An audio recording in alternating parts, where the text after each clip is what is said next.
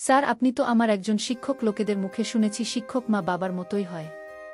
তাহলে আপনি তো আমার বাবার মতোই। তাহলে আপনি কি করে আমাকে বিয়ে করলেন? আমি যদি আগে জানতাম যে আপনি আমার মায়ের কাছে আমার জন্য বিয়ের প্রস্তাব দিয়েছেন, তাহলে আমি সরাসরি না করে দিতাম। জানি না কেন আমার মা আপনার মতো মানুষের সাথে আমাকে বিয়ে দিল। আমার এসব কথা আমার শিক্ষক শুনে বল, দেখো, বিয়ের ব্যাপার হলো আল্লাহর হাতে, তাই যার সাথে যার জুরি লেখা তার সাথে বিয়ে হবে। আমি বললাম, আমি তো এই বিয়েটা মেনে নিতে পারছি না। কোথায়? আপনার বয়স প্রায় পড়াশ ছুঁই, আর আমার মাত্র 14 বছর। আপনি আমার রুম থেকে বেরিয়ে যান। আপনি শিক্ষক নামের কলঙ্ক। এই কথা বলতেই সার্জেন ও পশুর মতো হয়ে গেল। তারপর আমার শিক্ষক আমার সাথে বাকি বিষয়টা বলছি। 1 বছর ধরে আমাকে অষ্টম শ্রেণীর দায়িত্ব দেওয়া হয়। অষ্টম শ্রেণীতে 50 জন শিশু পড়ত। ছেলে ও ভাই আমাদের স্কুলে পড়ত। আমাদের স্কুলে এসসি পর্যন্ত ছিল। আমি শিশুদের খুব সুন্দর করে পড়াতাম। আমি কখনো বাচ্চাদের উপর রাগ করতাম না। আমি সবসময় বাচ্চাদের বুঝিয়ে শেখাতাম। এজন্য তারা আমাকে তাদের প্রিয় শিক্ষক হিসেবে মানতে শুরু করে। একদিন আমি যখন ক্লাসে বাচ্চাদের পড়াচ্ছিলাম, তখন একটা মেয়ে আমার কাছে এল। 17 বছর বয়সী এবং অষ্টম শ্রেণীর ছাত্রী ছিল। মেয়েটা এসে আমার কাছে দাঁড়িয়ে বলতে লাগল, স্যার, আমার বিয়ে আপনার সাথে হবে। আমি আমার সামনে রাখা খাতগুলো চেক করছিলাম এবং চেক করতে খুব ব্যস্ত ছিলাম। তাই হঠাৎ তার কথা শুনে হতবাক হয়ে গেলাম। আমি তার দিকে তাকিয়ে ভাবছিলাম, হয়তো আমি কিছু ভুল শুনেছি। তারপর আমি আবার জিজ্ঞাসা করলে সে বলতে থাকে, স্যার, আপনার সাথে আমার বিয়ে হবে আর আপনি আমার স্বামী হবেন। যখন সে আবার বলল, আমি কিছুক্ষণ তার দিকে তাকিয়ে রইলাম। সে খুব জোর দিয়ে কথাগুলো বলছিল, যেন সে যা বলছিল তা সত্য হয়ে উঠবে এবং সে যে বিশ্বাসের সাথে কথা বলছে তাতে আমি অবাক হলাম। সে দেখতে খুব নিষ্পাপ হয়েছিল। সে আবার বলল, স্যার, আপনার আমার সাথে বিয়ে হবে। আমি হবে আপনার বউ আর আপনি হবেন আমার স্বামী। সে আবার এই কথা বললে আমি হেসে উঠলাম। সে যা বলেছিল তা আমি তামাশা ভেবে উড়িয়ে দিলাম এবং আমি তাকে বকাঝকা করেননি, বরং সে যা বলেছিল তা উপেক্ষা করে তাকে তার জায়গায় ফিরিয়ে দিলাম এবং তারপরে আমার কাজে ব্যস্ত হয়ে পড়েছিলাম। সে একটি শিশু, এটা ভেবে ওকে এগিয়ে গেলাম। এরপর যখনই তাকে দেখতাম তার কথা মনে করে আমি শুধু হাসতে থাকতাম। সে একটি শিশু ছিল। সে খুব সুন্দরী ছিল। তার ক্লাসের সবচেয়ে মেধাবী মেয়ে ছিল। এই কারণেই সে অন্য শিক্ষকদের মতো আমারও নজরে ছিল। আমার শিক্ষার একটি নীতি হল, আমি সকল শিশুকে একই দৃষ্টিকোণ থেকে দেখি এবং সবার সাথে সমান আচরণ করি।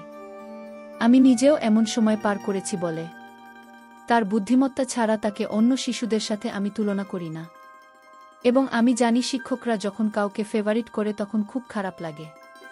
সেজন্য আমি সবসময় চেষ্টা করতাম এ বিষয়ে মনোযোগ না দিতে। আমি মেয়েটির কথা উপেক্ষা করেছিলাম। এই ঈদে যে সে একটি শিশু এবং সে যা বলেছে তার গুরুত্ব সহকারে নেওয়া দরকার নেই। তবে আমি অবশ্যই তার শিশুসুলভ কথা এনজয় করেছি। আমি ছুটির সময় স্কুল থেকে বেরোলাম যাতে আমি তাড়াতাড়ি বাড়ি পৌঁছে বিশ্রাম নিতে পারি। কিছুক্ষণ পর বাড়িতে পৌঁছলাম। ফ্রেশ হয়ে আমি আমার খাবার খেয়ে নিলাম। তারপর আরাম করে খেয়ে রুমে গিয়ে শুয়ে পড়লাম। আমি চোখ বন্ধ করেছিলাম, এমন সময় হঠাৎ আমার রুমের দরজা খুলে কেউ একজন ঢুকলেন। দরজা খোলার শব্দে চোখ খুললাম। চোখ খুলে দেখলাম মা আসছে। মাকে দেখে আমি সোজা হয়ে বসলাম আর উনি এসে আমার সামনে বসলেন। মাকে জিজ্ঞেস করলাম, কি হয়েছে মা, তুমি বিশ্রাম নিচ্ছিলেন না? আমার প্রশ্ন শুনে মা হাসতে লাগলেন আর বললেন, হ্যাঁ, তবে তোর সাথে আমার কিছু গুরুত্বপূর্ণ কথা বলার ছিল, তাই তো রুমে এসেছি। মায়ের কথা শুনে আমি ভাবলাম যে মা আমার সাথে কি এমন গুরুত্বপূর্ণ কথা বলতে চাইছিল। মা আমার সাথে কথা বলতে আমার ঘরে এসেছে। আমি তাকে বললাম, তুমি আমার সাথে কথা বলতে চাও, বলো। আমি খুব চিন্তায় পড়ে গেলাম এবং মা আবার হাসতে লাগল। মা আমাকে বলতে লাগল, হ্যাঁ, তোর সাথে আমার একটা গুরুত্বপূর্ণ কথা আছে এবং আমি এখন তোর সাথে কথা বলতে চাই, কারণ তোর বাবা তোর উত্তর জানতে চায়। এবার মায়ের কথা শুনে আমি আরও বিভ্রান্ত হয়ে গেলাম এবং একই বিভ্রান্তিতে আমার মায়ের দিকে তাকালাম। মা বলল, আসলে এখন আমরা তোর বিয়ে দিতে চাই। উত্তর, বিয়ের বয়স হয়েছে, তাই তোর জন্য একটা মেয়ে খুঁজেছি। তোর মতামত জানতে এসেছি যাতে আমরা মেয়েটির পরিবারকে উত্তর দিতে পারি। মেয়েটি ভালো এবং শিক্ষিত এবং তাদের কোনো কিছুরই অভাব নেই। তোর বাবার সব কিছু পছন্দ হয়েছে আর আমিও এটাকে খুব পছন্দ করেছি। তাই আমি তোর ইচ্ছা জানতে চাই, যাতে আমরা তাদের আমাদের বাড়িতে দেখানোর জন্য ডাকতে পারি। আমি মাকে বললাম, মা, আমি এখনই বিয়ে করতে চাই না। আমি এবছরই মাত্র চাকরি পেয়েছি। এখন আমি ইনকাম করতে চাই, তারপরে বিয়ে করতে চাই। মা বলল, আমি আর ঘরের সকল কাজ সামলাতে পারি না। ঘরের সব কাজের ভার আমার উপর, এখন আমার বুড়ো মায়ের কাজ করার মতো শক্তি নেই। তোর বোন সারাদিন স্কুল আর টিউশন নিয়ে ব্যস্ত, আর আমি বাড়িতে একা থাকি। বাড়িতে বোমা এলে সে আমার সঙ্গে কাজে হাত লাগাবে এবং আমার মন খুশি থাকবে। আমি বেঁচে থাকতে নাতি নাতনির মুখ দেখে যেতে চাই। আমি চাই না আমার ছেলের বিয়ে দেখতে না পেরে তার আগেই পৃথিবী ছেড়ে চলে যায়। মাকে বললাম, কি সব কথা বলছো? মায়ের কথা শোনার পর আমি অবাক হয়ে মায়ের দিকে তাকালাম। আর সেই নিয়ে অষ্টম শ্রেণীর ছাত্রীর কথা মনে পড়ল, যে আজ আমাকে বলেছে আমার বিয়ে তার সাথে হবে আর আমি তার বর হবে। সে যা বলেছে তা মনে করে আমি হেসেছিলাম। অথচ বাস্তবে আমার বিয়ে নিয়ে আলোচনা শুরু হয়েছে। মা বলতে লাগলেন, কোথায় হারিয়ে গিয়েছিলেন বাবা? তাড়াতাড়ি উত্তর দাও, যাতে মেয়ের বাবা মাকে যত তাড়াতাড়ি সম্ভব জবাব দিতে পারি। আমি অন্য কিছু ভাবছিলাম, তুমি যা ঠিক মনে করো তেমন করতে পারো। আমি আমার বাবা মাকে খুব ভালোবাসতেন এবং তাদের সিদ্ধান্তে খুব খুশি ছিলাম। আমি বলেছিলাম যে তুমি আমার জন্য যা সিদ্ধান্ত নেবে আমি তাতে রাজি। আমি জানতাম যে আমার বাবা মা কখনোই আমার জন্য ভুল সিদ্ধান্ত নেবেন না।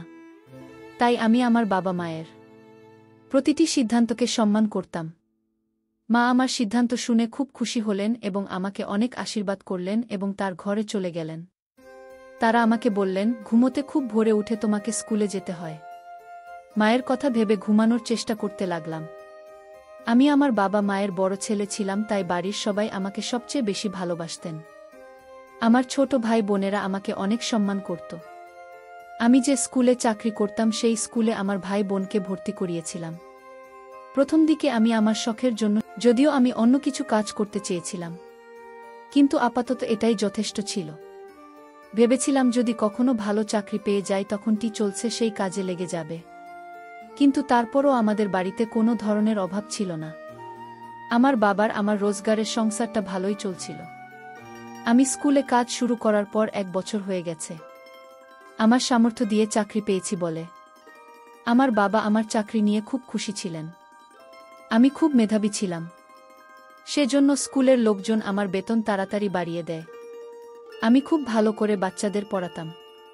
আমি কখনোই বাচ্চাদের সাথে খারাপ শব্দ ব্যবহার করিনি এবং স্কুলের সবাই আমাকে অনেক সম্মান করত। এবং আমার বাবা মা জন্য খুশি ছিলেন যে আমি দায়িত্ব বুঝতে শিখেছি। আমার দায়িত্ব ছিল অষ্টম শ্রেণীতে পড়ানো। আমাকে তো তাদের পড়াতে হবে এবং আমি কোনো সংকট ছাড়া এই দায়িত্ব নিয়েছিলাম। আমি পড়ানো বিষয়ে আগ্রহী ছিলাম। এখন আমি অষ্টম শ্রেণীর স্থায়ী শিক্ষক হয়েছি এবং শিশু শ্রেণীর বাচ্চাদের পড়াতাম না। এরা আবার আমার কাছে এসে আমার সাথে বিয়ের ব্যাপারে খুব জোরালো সুরে কথা বলতে লাগল। আমি আবার তার কথায় হেসে ফেললাম। ভাবলাম সে বাচ্চা শিশুরা প্রায় এমন কথা বলে। আমি বিয়ে করার জন্য আমার বাবা মাকে হ্যাঁ বলে দিয়েছিলাম এবং আমার উত্তরে মেয়েপক্ষের বাবা মায়ের কাছে পৌঁছে গিয়েছিল। মা বলল, কয়েকদিন পর মেয়েটির পরিবার আমাকে দেখতে আমার বাড়িতে আসবে। তাতে আমি রাজি হয়েছি। আবার আমি যখন স্কুলের অষ্টম শ্রেণীর বাচ্চাদের পড়াতেন ছিলাম, তখন হঠাৎ আবার সেই মেয়েরা আমার কাছে এসে বলতে লাগল, স্যার, আপনার বিয়ে আমার সাথে হবে এবং আপনি আমার স্বামী হবেন। তার কাছ থেকে আবারও একই কথা শুনে কিছুটা অবাক হলাম, কিন্তু আমি আবার হাসলাম এবং তার কথাগুলো হেসে উড়িয়ে দিলাম। সে শিশু মানে মেয়েটার কথায় হেসে ওঠা ছাড়া আমি আর কি করতে পারতাম। আজ ওর কথায় হাসতে হাসতে ওর কথাটা আরেকবার ইগনোর করলাম। আমি অন্য বাচ্চাদের সাথে ব্যস্ত হয়ে পড়ল। এই জিনিসগুলি আমি মন থেকে ভুলে গেলাম। কিন্তু আগামী কয়েকদিনের মধ্যেই স্পষ্ট হয়ে গেল সে তার কথায় কতটা বিশ্বাস ছিল। কারণ সে প্রতিদিনই আমার কাছে আসত এবং একই কথা বলত যে তোমার বিয়ে আমার সাথে হবে এবং তুমি আমার স্বামী হবে। শুরুতে আমি তার কথা শুনে হাসতাম এবং তা নিয়ে মজা করতাম, কিন্তু কতদিন আমি এটা করতে পারতাম? কারণ এখন শব্দের সীমা ছাড়িয়ে গেছে এবং সেটা আমার সাধ্যের বাইরে চলে গেছে এবং আমার মনে হয়েছিল যে কোনোদিন আমি তার উপর রাগ দেখিয়ে ফেলি। আমি বুঝতে পারিনি যে সে আমাকে প্রতিদিন বিরক্ত করছে। সে এমন করত এবং তাও কোনো কারণ ছাড়াই। একদিন তাকে ভালো করে বুঝিয়ে দিয়েছিলাম যে সে যেন এভাবে কথা না বলে, কিন্তু সে তখনও বুঝতে পারেনি। সে আবার একই কথার পুনরাবৃত্তি করেছিল। এবার তার কথায় আমি আরও বিরক্ত হয়ে গেলাম। কিভাবে এই শিশুটিকে এসব কথা থেকে দূরে রাখা যায়, তার প্রশ্নের কোনো সমাধান আমি পেলাম না। আমি আমার স্কুলের অন্য শিক্ষকদের যেটা বলতে পারিনি, কারণ আমি জানতাম আমার কথা শুনে তারা বলবে ও বাচ্চা, তার কথাকে উপেক্ষা করো। যদিও আমি তাকে ছোট ভেবে তার কথাগুলিকে উপেক্ষা করতে পারিনি, এবং আমি খুব বিরক্ত ছিলাম, কারণ সে প্রতিদিন একই কথা বলছিল। সেদিনও চেয়ারে বসে আমি যখন ক্লাসের বাচ্চাদের পড়াচ্ছিলাম তখন সে আমার কাছে এসে আমার কাছে একই কথা বলা শুরু করল। সে প্রতিদিনই কথা বলতো এবং আমি এটা সহ্য করতে পারছিলাম না এবং আমার তার উপর খুব রাগ ছিল। ওদিক এসে আমার সামনে নিষ্পাপ মুখে দাঁড়িয়েছিল। প্রথমে তাকে ভালোবেসে বুঝিয়েছিল বাচ্চারা এমন কথা বলে না, কিন্তু তারপরেও সেই একই কথা বলেছিল যেটা সে সবসময় বলতো। এবার আমি আরও বিরক্ত হয়ে গেলাম। আমি ওকে ধমক দিয়ে বললাম তাহলে ওর বাবাকে স্কুলে নিয়ে আসতে। আমি তাকে রাগ দেখিয়ে বললে সে বলতে শুরু করে, স্যার আমার বাবা স্কুলে আসতে পারবে না। আমি তার বাবাকে স্কুলে ডাকতে চেয়েছিলাম, যাতে আমি তার সমস্ত কাজকর্ম সম্পর্কে বলতে পারি এবং সে তার মেয়েকে বোঝাতে পারে যে বাচ্চারা এভাবে কথা বললে ভাল লাগে না। আমি তাকে বোঝাতে হয়তো সে বোঝেনি, তবে সে অবশ্যই তার বাবার কথা মানবে। খুব নিষ্পাপ মুখে এ কথা বললেও সে আমি বললাম তিনি আসতে পারবেন না কেন সেটা বলাতে। আমার খুব রাগ হলো, কিন্তু কোনো রকমের রাগ কন্ট্রোল করে অনেক নরমভাবে তাকে জিজ্ঞাসা করলাম, তোমার বাবা স্কুলে আসতে পারবে না কারণ সময়ে বলল, স্যার আমার বাবা পঙ্গু, 2 পা দিয়ে হাঁটতে পারে না। আপনি আমাদের বাড়িতে গিয়ে তার সাথে দেখা করুন। শিশুটি খুব শান্ত স্বভাবের বলছিল।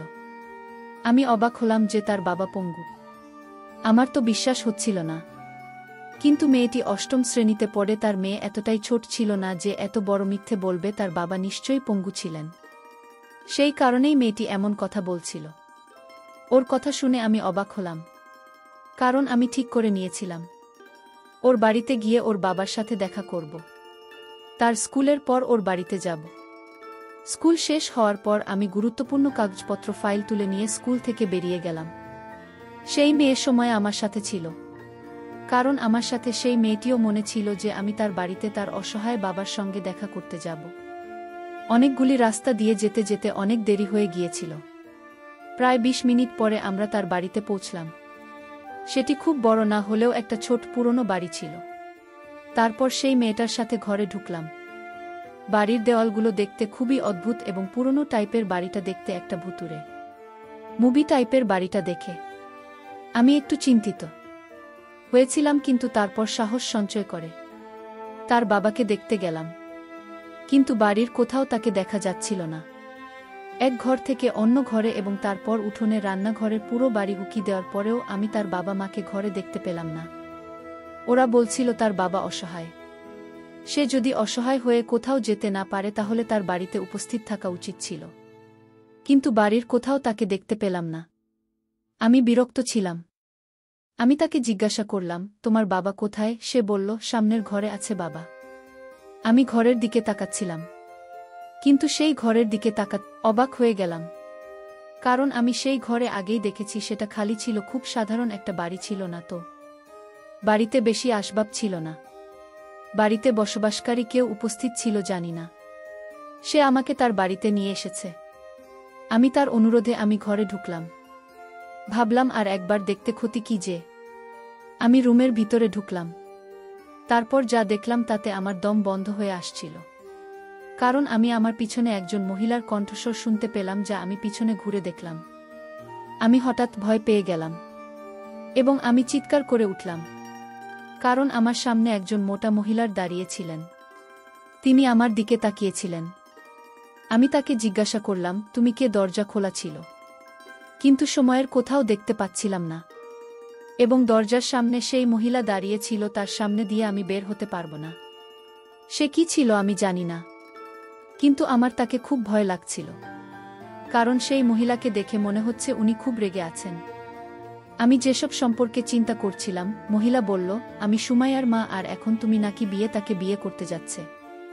এই কথাটা বলতে আমার চোখ বড় বড় হয়ে উঠবে। আমি জোরে চিৎকার করে বললাম, কি রকম বাজে কথা বলছেন? তখন সেই মহিলা রাগে ভরা চোখ নিয়ে বল, গলা নিচু করে কথা বলো, আর বল চল, এখন তোমার বিয়ের আয়োজন হবে। আমি বললাম, আপনি একজন মহিলা এবং আমি আপনাকে সম্মান করি। আপনি কিভাবে আপনার 13 বছরের মেয়েকে আমার সাথে জোর করে বিয়ে দিতে পারেন? কোথায় 17 বছর বয়সী আর কোথায় আমি একজন 25 বছর বয়সী যুবক? তারপর তারা আমাকে ভুলিয়ে ভালিয়ে 13 বছর বয়সী মেয়ের সাথে বিয়ে দিয়ে দিল। আমি যখন বাসর ঘরে ঢুকলাম, তখন মেয়েটি বলল, আপনি আমার রুমে আসবেন না। আমার বিয়ের বয়স হয়নি। কিন্তু এতে আমার করার কিছু ছিল না, কারণ আমার মা বাবা আপনার সাথে বিয়ে দিতে আমাকে বাধ্য করেছে। আপনি 3 বছর আমার রুমে আসবেন না। আমি বললাম, এটা আবার কেমন কথা? বিয়ে করেছ, আমায় বলছো 3 বছর পর তোমার রুমে আসব।